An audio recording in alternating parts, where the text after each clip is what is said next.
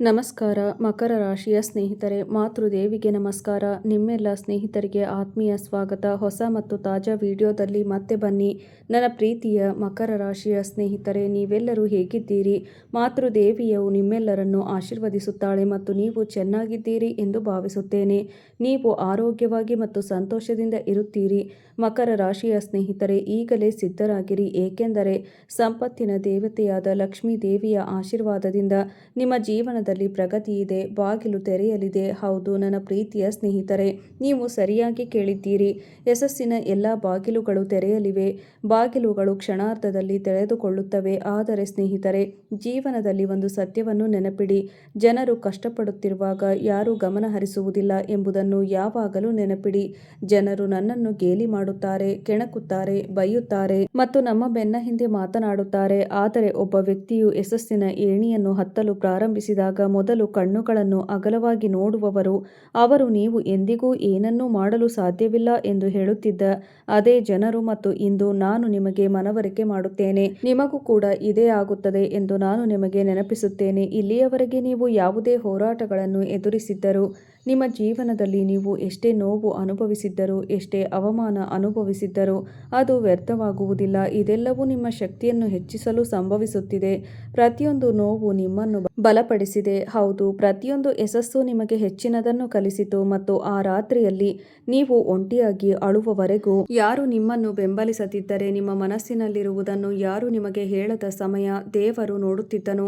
ಅವನು ತನ್ನ ಕಣ್ಣುಗಳಿಂದ ಎಲ್ಲವನ್ನೂ ನೋಡುತ್ತಿದ್ದನು ಮತ್ತು ಭಗವಾನ್ ಮಹಾದೇವಜಿ ಎಂದು ಯೋಚಿಸುತ್ತಿದ್ದನು. ಭಗವಾನ್ ಶ್ರೀಕೃಷ್ಣನು ನೋಡುತ್ತಿದ್ದನು ಮತ್ತು ಸ್ನೇಹಿತರೆ, ಅವನು ನಿಮ್ಮನ್ನು ನೋಡಿ ನಗುತ್ತಿದ್ದನು, ಏಕೆಂದರೆ ಈ ನೋವನ್ನು ಅನುಭವಿಸಿದ ತಮ್ಮ ಮಗು ವಜ್ರವಾಗುತ್ತದೆ ಎಂದು ಅವರಿಗೆ ತಿಳಿದಿತ್ತು. ಹೌದು, ಯಾರೇ ಆಗಲಿ ಜೀವನದಲ್ಲಿ ನೋವು ಮತ್ತು ಸಂಕಟಗಳನ್ನು ಎದುರಿಸುವವನು ಒಂದು ದಿನ ವಜ್ರವಾಗುತ್ತಾನೆ. ಹೌದು ಸ್ನೇಹಿತರೆ, ನಿಮ್ಮ ಕಠಿಣ ಪರಿಶ್ರಮಕ್ಕೆ ತಕ್ಕ ಪ್ರತಿಫಲ ಸಿಗಲಿದೆ. ನಿಮ್ಮ ಜೀವನ ಬದಲಾಗಲಿದೆ. ನಿಮ್ಮ ಯಶಸ್ಸನ್ನು ನೋಡಿ ಜನರು ಅಸೂಯೆ ಪಡುವ ಸಮಯ ಬರುತ್ತಿದೆ. ಹೌದು ಸ್ನೇಹಿತರೆ, ನಿಮಗೆ ತಿಳಿದಿದೆಯೇ ವಿಚಿತ್ರವಾದ ವಿಷಯ ಯಾವುದು? ನೀವು ಬೇಸರಗೊಂಡಾಗ ಜನರು ಬಡ ವ್ಯಕ್ತಿ ಎಂದು ಹೇಳುತ್ತಾರೆ, ಅವನಿಗೆ ಏನೂ ಆಗುವುದಿಲ್ಲ. ನೀವು ಏರಲು ಪ್ರಾರಂಭಿಸಿದಾಗ ಅದೇ ಜನರು ಓಹ್, ಇದು ನಿಮ್ಮ ಅದೃಷ್ಟ ಎಂದು ಹೇಳುತ್ತಾರೆ. ಇದು ಒಂದು ಆಟ. ಮತ್ತು ನೀವು ಮೇಲಕ್ಕೆ ತಲುಪಿದಾಗ ಅದೇ ಜನರು ಅವನು ಏನೋ ಮಾಡಿರಬೇಕು ಎಂದು ಹೇಳುತ್ತಾರೆ. ಅವರು ತಪ್ಪು ವಿಧಾನವನ್ನು ಅಳವಡಿಸಿಕೊಂಡಿರಬಹುದು. ಜನರು ಏನು ಬೇಕಾದರೂ ಹೇಳುತ್ತಾರೆ, ಆದರೆ ಒಂದೇ ವ್ಯತ್ಯಾಸವೇನೆಂದರೆ ಈಗ ನೀವು ನಗುತ್ತೀರಿ. ಹೌದು ಸ್ನೇಹಿತರೆ, ನೀವು ಪ್ರಗತಿ ಹೊಂದಿದಾಗ ಅನೇಕ ಜನರು ನಿಮ್ಮನ್ನು ಕೆಡವಲು ಪ್ರಯತ್ನಿಸುತ್ತಿದ್ದಾರೆ. ಕೆಲವರು ಮೋಸಗಾರರು, ಕೆಲವರು ಸುಳ್ಳುಗಾರರು. ಯಾರೋ ಸುಳ್ಳುಗಳನ್ನು ಹರಡುತ್ತಾರೆ, ಯಾರೋ ನಿಮಗೆ ಹಾನಿ ಮಾಡಲು ಸಂಚು ಹೂಡುತ್ತಾರೆ. ಆದರೆ ದೇವರು ನಿಮ್ಮ ಜೊತೆ ನಿಂತರೆ ಯಾರೂ ನಿಮ್ಮನ್ನು ಅಲುಗಾಡಿಸಲು ಸಾಧ್ಯವಿಲ್ಲ. ಭಕ್ತನ ಕೂದಲನ್ನು ಸಹ ತೊಂದರೆಗೊಳಿಸಲಾಗುವುದಿಲ್ಲ. ಹೌದು ಸ್ನೇಹಿತರೆ, ನೋಡಿ ನನ್ನ ಪ್ರೀತಿಯ ಸ್ನೇಹಿತರೆ, ಕಷ್ಟಗಳಿಗೆ ಹೆದರುವುದರಿಂದ ಒಬ್ಬರು ತಮ್ಮ ಹಾದಿಯನ್ನು ಬದಲಾಯಿಸುವುದಿಲ್ಲ. ಒಬ್ಬರ ಧೈರ್ಯ ಬಲವಾಗಿದ್ದರೆ ಅವರು ಪರಿಸ್ಥಿತಿಯನ್ನು ಬದಲಾಯಿಸಬಹುದು. ಅದು ಕೂಡ ಬದಲಾವಣೆಗೆ ಒಳಪಟ್ಟಿರುತ್ತದೆ. ಹಾಗಾದರೆ ಇಂದು ಸಮಯ ಸ್ವಲ್ಪ ಒರಟಾಗಿದ್ದರೆ ಏನು, ನಾಳೆ ಅದೇ ಸಮಯ ನಿಮ್ಮದಾಗಿರುತ್ತದೆ, ಹೆಸರಿನಿಂದ ಗುರುತಿಸಲ್ಪಡುತ್ತದೆ.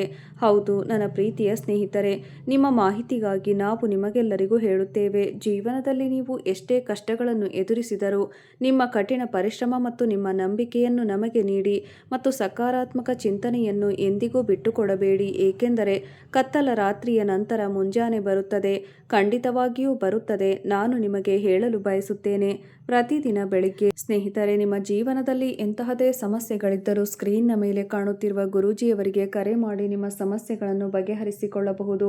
ಗುರೂಜಿಯವರು ವಿದ್ಯೆ, ಉದ್ಯೋಗ, ಸಂತಾನ ಸಮಸ್ಯೆ, ಗಂಡ ಹೆಂಡತಿ ಕಲಹ, ಮದುವೆ ವಿಳಂಬ, ಕೋರ್ಟ್ ಕಚೇರಿ, ಇನ್ನೂ ನಿಮ್ಮ ಸಮಸ್ಯೆ ಏನೇ ಇರಲಿ 3 ದಿನದಲ್ಲಿ ಪರಿಹಾರ ಮಾಡಿಕೊಡುತ್ತಾರೆ.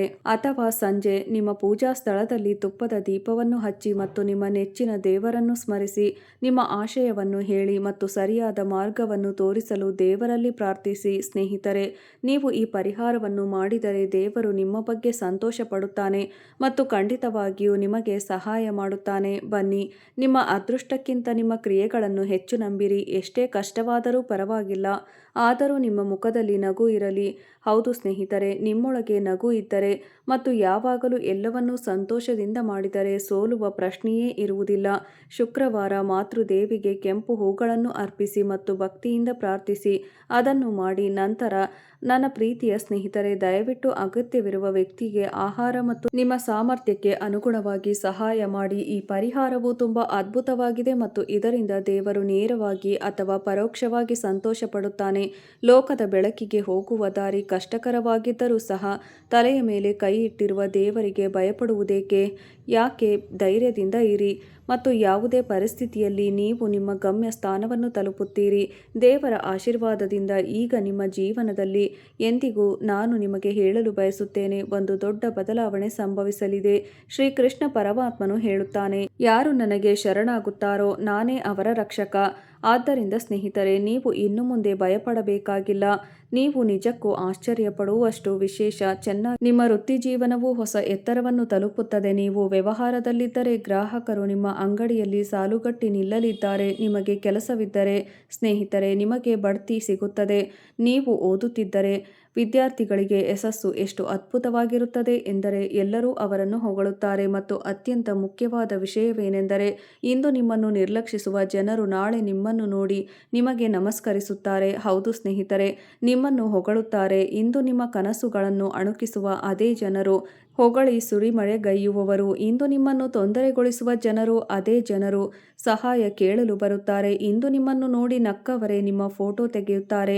ಇವನು ನನ್ನ ಸ್ನೇಹಿತ, ಇವನು ನನ್ನ ಸಂಬಂಧಿ, ಇವನು ನನ್ನ ನೆರೆಯವನು ಅಥವಾ ಎಲ್ಲ ರೀತಿಯ ಮಾತುಗಳನ್ನಾಡುತ್ತಾರೆ ಮತ್ತು ನಿಮ್ಮನ್ನು ತನ್ನವನನ್ನಾಗಿ ಮಾಡಿಕೊಳ್ಳಲು ಪ್ರಯತ್ನಿಸುತ್ತಾರೆ. ಜನರು ನಿಮ್ಮ ಮನೆಯ ಹೊರಗೆ ಸೇರುತ್ತಾರೆ, ಅಭಿನಂದನಾ ಹೂಗಳು ಮತ್ತು ನಿಮ್ಮ ಮನೆ ಬಾಗಿಲಿಗೆ ಬರುತ್ತಾರೆ. ನಿಮ್ಮ ಕುಟುಂಬ ಇದನ್ನು ನೋಡಿ ಹೆಮ್ಮೆ ಪಡುತ್ತದೆ.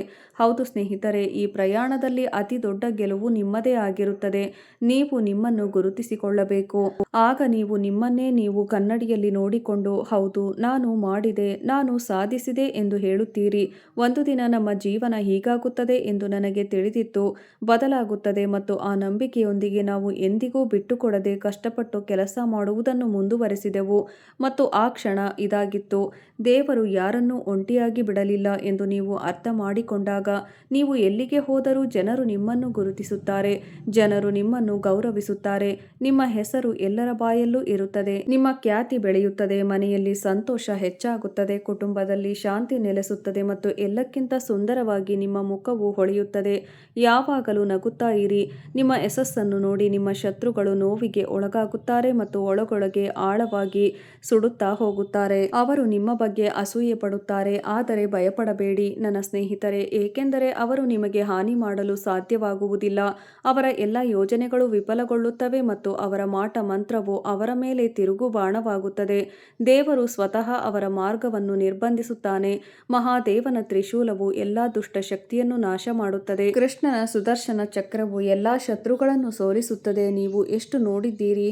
ಎಷ್ಟೋ ಬಾರಿ ಅವನು ದೇವರಿಗೆ ಮೊರೆಯಿಟ್ಟನು, ಓ ಕರ್ತನೇ, ಓ ಪರಮಾತ್ಮನೇ, ನನಗೆ ಸಹಾಯ ಮಾಡು, ಏಕೆಂದರೆ ನನಗೆ ಈ ಲೋಕದಲ್ಲಿ ನಿನ್ನ ಹೊರತು ಬೇರೆ ಯಾರೂ ಇಲ್ಲ. ಆಗ ದೇವರು ನಿನ್ನ ಕರೆಯನ್ನು ಕೇಳುತ್ತಿದ್ದನು. ದೇವರು ನಿನ್ನನ್ನು ಪ್ರತಿ ಬಾರಿಯೂ ಕೇಳಿದ್ದಾನೆ. ಅದು ಸರಿಯಾದ ಸಮಯಕ್ಕಾಗಿ ಕಾಯುತ್ತಿದ್ದಾನೆ ಮತ್ತು ಈಗ ಅದು ಸರಿಯಾಗಿದೆ. ನನ್ನ ಪ್ರೀತಿಯ ಸ್ನೇಹಿತರೆ, ನಾಳೆ ಸೂರ್ಯ ಉದಯಿಸುವುದನ್ನು ಊಹಿಸಿಕೊಳ್ಳಿ ಮತ್ತು ಅದು ಕೇವಲ ಸೂರ್ಯನಾಗಿರುವುದಿಲ್ಲ. ನಿಮ್ಮ ಜೀವನದಲ್ಲಿ ಹೊಸ ಅಧ್ಯಾಯ ಪ್ರಾರಂಭವಾಗುತ್ತದೆ. ಹೊಸ ಅವಕಾಶಗಳು, ಹೊಸ ಸಂತೋಷಗಳು, ಹೊಸ ಭರವಸೆಗಳು. ಅವರು ನಿಮ್ಮ ಬಾಗಿಲಲ್ಲಿ ನಿಂತಿರಬೇಕು. ಮತ್ತು ಒಂದು ಸಣ್ಣ ಹಳ್ಳಿಯಲ್ಲಿ ಒಬ್ಬ ಯುವಕ ವಾಸಿಸುತ್ತಿದ್ದ. ಅವನ ಹೆಸರು ಅರ್ಜುನ್.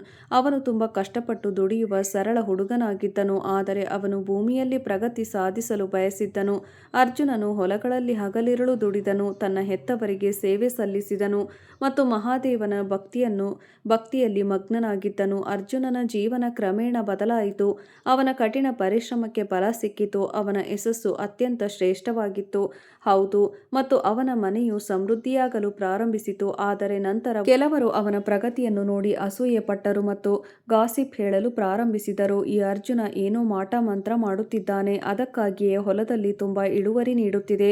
ಅದರ ಪ್ರಗತಿಯನ್ನು ಜೀರ್ಣಿಸಿಕೊಳ್ಳಲು ಸಾಧ್ಯವಿಲ್ಲ. ಯಾರೋ ಅವರ ಬಗ್ಗೆ ಸುಳ್ಳು ಆರೋಪ ಮಾಡಿದ್ದಾರೆ, ಯಾರೋ ಹಳ್ಳಿಯಲ್ಲಿ ವದಂತಿ ಹಬ್ಬಿಸಿದರು. ಅರ್ಜುನ ದುಃಖಿತನಾಗಿದ್ದನು. ಅವನು ರಾತ್ರಿ ಅಳುತ್ತಿದ್ದನು, ಕರ್ತನೇ, ನಾನು ಯಾರಿಗೂ ಯಾವುದೇ ಹಾನಿ ಮಾಡಿಲ್ಲ. ಈ ಜನರು ನನ್ನ ವಿರುದ್ಧ ಏಕೆ ತಿರುಗಿದ್ದಾರೆ? ಅವನಿಗೆ ಒಂದು ಕನಸು ಬಿತ್ತು. ಮಹಾದೇವನು ಪ್ರತ್ಯಕ್ಷನಾಗಿ, ಅರ್ಜುನ, ಭಯಪಡಬೇಡ ಎಂದು ಹೇಳಿದನು. ಯಾರು ಭಕ್ತನಿಗೆ ಒಂದು ಕೂದಲನ್ನು ಸಹ ಹಾನಿ ಮಾಡಲು ಸಾಧ್ಯವಿಲ್ಲ. ನಾನು ನಿನ್ನ ಜೊತೆ ಇದ್ದೇನೆ ಎಂದು ಅರ್ಜುನನಿಗೆ ಮಹಾದೇವನು ಭರವಸೆ ನೀಡಿದರು. ನಿಮ್ಮ ಸಂದೇಹ, ನಾನೇ ನಿಮ್ಮ ರಕ್ಷಕ, ನಿಮ್ಮನ್ನು ಪರೀಕ್ಷಿಸಲಾಗುತ್ತಿದೆ. ಅದನ್ನು ದಾಟಿದವರು ಹೆಚ್ಚಿನ ಎತ್ತರವನ್ನು ತಲುಪುತ್ತಾರೆ. ಅರ್ಜುನ ಧೈರ್ಯ ಕಳೆದುಕೊಳ್ಳಲಿಲ್ಲ. ಅವನು ಹೆಚ್ಚು ಶ್ರಮವಹಿಸಿ ಕೆಲಸ ಮಾಡಲು ಪ್ರಾರಂಭಿಸಿದನು ಮತ್ತು ಶೀಘ್ರದಲ್ಲೇ ತನ್ನ ಕೆಲಸಕ್ಕೆ ಪ್ರಸಿದ್ಧನಾದನು.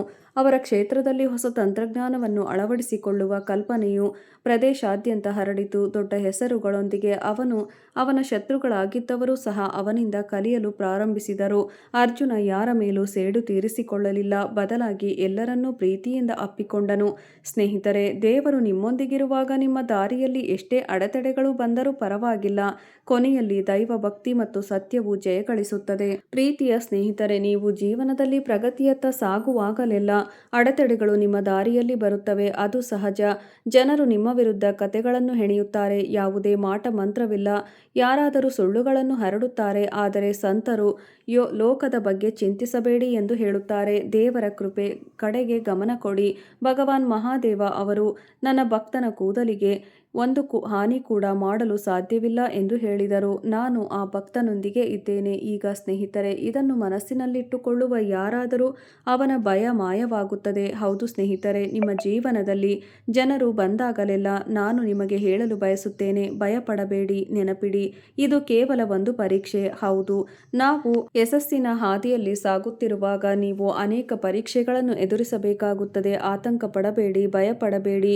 ನಾವು ನಿಲ್ಲಬಾರದು. ನಾವು ಕಷ್ಟಪಟ್ಟು ಕೆಲಸ ಮಾಡುವುದನ್ನು ಮುಂದುವರೆಸಬೇಕು ಮತ್ತು ತಾಳ್ಮೆಯಿಂದಿರಬೇಕು. ನೀವು ಮುರಿದು ಬೀಳುತ್ತೀರೋ ಅಥವಾ ಸತತ ಪ್ರಯತ್ನ ಮಾಡುತ್ತೀರೋ ಎಂದು ದೇವರು ನೋಡುತ್ತಿದ್ದಾನೆ. ನೀವು ತಾಳ್ಮೆಯಿಂದಿದ್ದರೆ ಕೊನೆಯಲ್ಲಿ ನೀವು ಗೆಲ್ಲುತ್ತೀರಿ. ಈ ಲೋಕವು ನಿಮ್ಮನ್ನು ನಿರ್ಲಕ್ಷಿಸುತ್ತದೆ ನೀವು ಕಷ್ಟಪಡುತ್ತಿರುವವರೆಗೆ. ಆದರೆ ಯಶಸ್ಸಿನ ಏಣಿಯನ್ನು ಏರಲು ಪ್ರಾರಂಭಿಸಿದಾಗ ತಕ್ಷಣ ಜನರ ಕಣ್ಣುಗಳು ಉರಿಯಲು ಪ್ರಾರಂಭಿಸುತ್ತವೆ ಮತ್ತು ಇದು ಕಲಿಯುಗದ ಸತ್ಯ. ಹೌದು ಜನರೇ, ಕೆಲವರು ನಿಮ್ಮ ವಿರುದ್ಧ ಪಿತೂರಿ ನಡೆಸುತ್ತಾರೆ, ಕೆಲವರು ಮಾಟ ಮಂತ್ರಗಳನ್ನು ಬಳಸುತ್ತಾರೆ ಮತ್ತು ಕೆಲವರು ಸುಳ್ಳುಗಳನ್ನು ಹರಡುತ್ತಾರೆ. ಆದರೆ ದೇವರು ನಿಮ್ಮ ಪರವಾಗಿ ಇದ್ದರೆ ಜಗತ್ತು ಏನೂ ಮಾಡಲು ಸಾಧ್ಯವಿಲ್ಲ. ಶಕ್ತಿಯೂ ಸಹ ನಿಮ್ಮನ್ನು ಅಲುಗಾಡಿಸಲು ಸಾಧ್ಯವಿಲ್ಲ. ಹೌದು ನನ್ನ ಪ್ರೀತಿಯ ಸ್ನೇಹಿತರೆ, ಭಕ್ತನ ಒಂದು ಕೂದಲಿಗೂ ಕೂಡ ಹಾನಿ ಮಾಡಲು ಆ ದೇವರು ಭಗವಾನ್ ಮಹಾದೇವ ಬಿಡುವುದಿಲ್ಲ. ಬೇರೆ ಯಾರಾದರೂ ಅದನ್ನು ಮಾಡಲು ಸಾಧ್ಯವೇ?